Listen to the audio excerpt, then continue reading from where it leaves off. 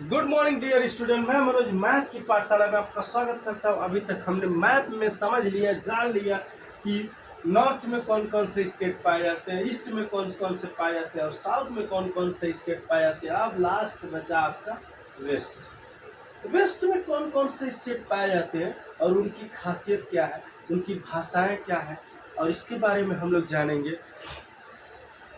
तो वेस्ट में जो सबसे फेमस सिटी है वो महाराष्ट्र है, गोवा है। राजस्थान को भी हम लोग ले लेते हैं, प्लस हम लोग इसमें गुजरात की भी बात कर लेते हैं। ये गुजरात और महाराष्ट्र जो है ये दोनों फेमस है। बाकी हम लोग राजस्थान को भी कैरी करते हैं इसके साथ। और हम लोग सबसे ज़्यादा महाराष्ट्र और गुजरात की बात करेंगे। ये हमारे समुद्री एरिया है, समुद्री इलाका है, और यहाँ पे सबसे ज़्यादा मछलियों का व्यापार तो होता ही होता है। फिल्म सिटी मुंबई यहाँ पे फेमस सिटी, और मुंबई ही महाराष्ट्र की राजधानी। गोवा टूरिस्ट स्पॉट के लिए फेमस है, और गोवा की राजधानी पणजी है। गोवा में बहुत ज़्यादा काजू, बादाम, किशमिश यानी ड्राई फ्रूट्स होते हैं।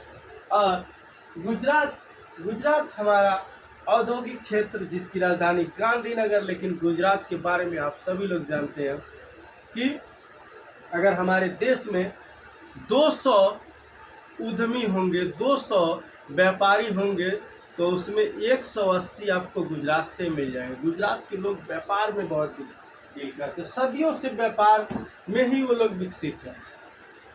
10 साल का लड़का रहेगा वो भी गले पे जरूर बैठेगा, बिजनेस में जरूर बैठेगा।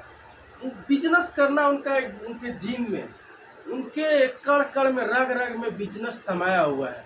कोई ना कोई बिजनेस जरूर करते रहेंगे।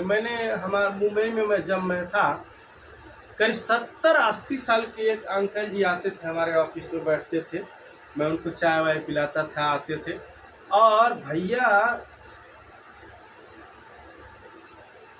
उनका घर से कोई ऑफिस नहीं था, लेकिन तब भी उनका करोड़ों में टर्नओवर।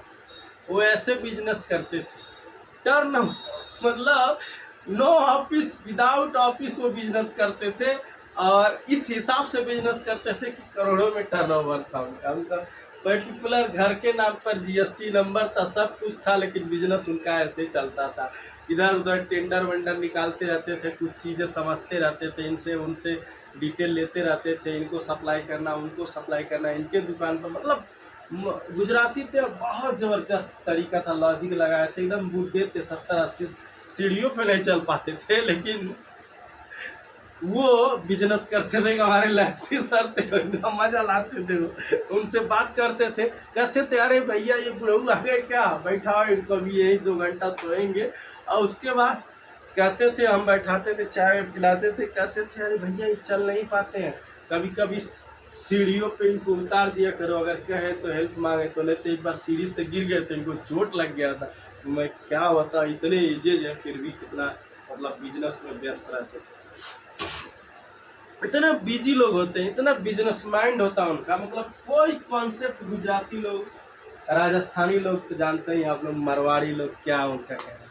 गुजरात की भाषा गुजराती है, महाराष्ट्र की भाषा मराठी है, और गोवा की भाषा कोंकणी है। कोंकणी वहाँ बोला जाता है, भाषा वहाँ की होती है।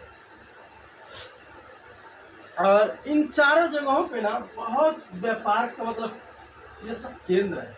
पैसे के क्षेत्र में मतलब कह नहीं सकते आप कि कितना पैसा इनके पास है। ये इतना फेमस जगह है, और फेमस ये पूरा मिला लीजिए ना तो पैसे का भंडार है। समझ लीजिए आधे देश की जीडीपी लोग यही लोग चलाते हैं, समझ लीजिए। इस हिसाब से ना इनके पास व्यापार है, पैसा है।